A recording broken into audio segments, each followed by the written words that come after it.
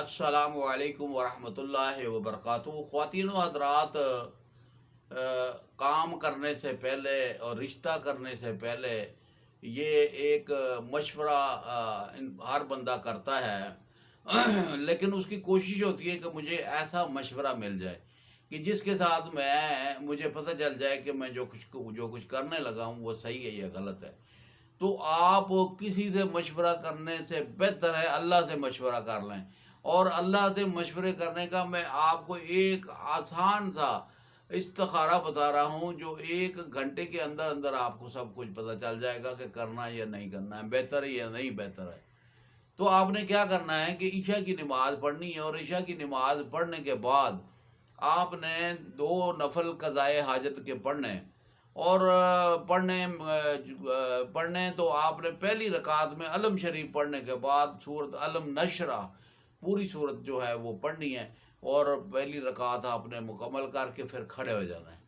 تو کھڑے ہونے کے بعد پھر آپ نے علم شریف پڑھنی ہے۔ جب آئے گا لفظ ایاک نعبد و ایاک نستعین تو اپنے کام کا مقصد رکھ کے اسے پڑھنا شروع کر دیں، اور پڑھتے جائیں پڑھتے جائیں پڑھتے جائیں۔ یہ آپ کو جو ہے کہ آپ نے 100 مرتبہ پڑھ لی، 150 مرتبہ پڑھ لی، 200 مرتبہ پڑھ لی، اس وقت تک پڑھیں جب تک آپ کو اشارہ نہ ہو۔ یہی آپ کا مقام ہے، آپ کی نیت ہے، آپ کی کسوٹی ہے، یکسوئی ہے۔ کام کی بہتری کے بارے میں آپ دیکھ رہے ہیں، تو آپ کو جس وقت آپ ایاک نعبد و ایاک نستعین پڑھتے جائیں گے تو آپ ایسے ہاتھ باندھ کر آپ کھڑے ہیں، یعنی ایسے ہاتھ آپ نے باندھے ہوئے ہیں، ٹھیک ہے جی۔ اور دیکھیں آپ کو جو ہے کہ سورۃ فاتحہ کے موکل جو ہے وہ آپ کو اشارہ دے گا۔ آپ کو کیا اشارہ دے گا؟ یا آپ ایسے دیکھیں، یہ ایسے ہے نا، تو آپ کا یہ ایسے جسم گھومے گا سیدھی کی طرف یا الٹے طرف گھومے گا۔ پاؤں کو اپنے مضبوطی سے پکڑ کے رکھنا ہے، اگر آپ تھوڑا سا ڈھیلا چھوڑیں گے تو آپ کو چکر آ جائے گا۔ تو یہ چکر نہیں دینا ہے آپ نے، کیونکہ نماز میں آپ کھڑے ہوئے ہیں۔ تو آپ جو ہے نا کہ اس کو دیکھیں، اگر آپ نے دیکھیں ایاک نعبد و ایاک نستعین پڑھتے جائیں، چھوڑنا نہیں ہے۔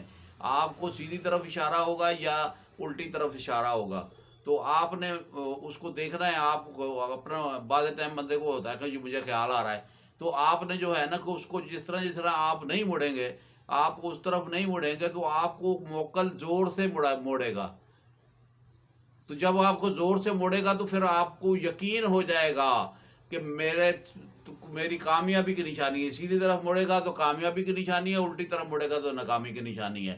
تو جب آپ کو تسلی ہو جائے، 2-3 مرتبہ آپ پوری تسلی کر لیں، تو اس کے بعد جو ہے نا کہ آپ نے پھر علم شریف کو مکمل کر کے پھر سورۃ اخلاص پڑھ کے، اور آپ نے جناب علی کے جو ہے کہ سجدے میں چلے جانا ہے، اور سجدے میں جا کر آپ نے جو ہے کہ دعا نماز پوری مکمل کر لینی ہے۔ اور اس کے بعد آپ نے سجدے میں جانا ہے، اور سجدے میں جا کر یا ارحم الراحمین 7 مرتبہ پڑھنا ہے، اور پھر آپ نے پڑھنا ہے سبوح قدوس رب الملائکۃ والروح۔ یہ ایسے ہاتھ نہیں رکھنا ہے، ایسے رکھنا ہے، کیونکہ آپ نے اللہ سے مدد مانگی تھی، اللہ نے آپ کو جو ہے بہترین رستہ بتا دیا ہے۔ تو آپ نے ایسے نہیں، ایسے ہاتھ رکھ کے سجدے میں جا کر، اور آپ نے پڑھنا ہے سبوح قدوس رب الملائکۃ والروح اور یا ارحم الراحمین 7 مرتبہ پڑھنا ہے۔ اور پڑھنے کے بعد آپ نے اللہ سے دعا کرنی ہے کہ یا اللہ جس میں مجھے کامیابی کا اشارہ دیا ہے، یا اللہ مجھے اس میں کامیاب عطا فرما، کامیابی عطا فرما، اور مجھے جو ہے عزت کے ساتھ اس کام کو کرنے کی توفیق عطا فرمائے۔ اور آپ سجدے سے سر اٹھا کر منہ پر ہاتھ پھیر لیں۔ آپ نے 1 گھنٹے کے اندر اندر آپ نے استخارہ کر کر اللہ سے مشورہ کر لیا، اور حاضر سروس استخارہ ہے جو فوری طور پر آپ کو، یہ ضروری نہیں کہ آپ نے رات کو کرنا ہے، دن کو بھی کر سکتے ہیں آپ۔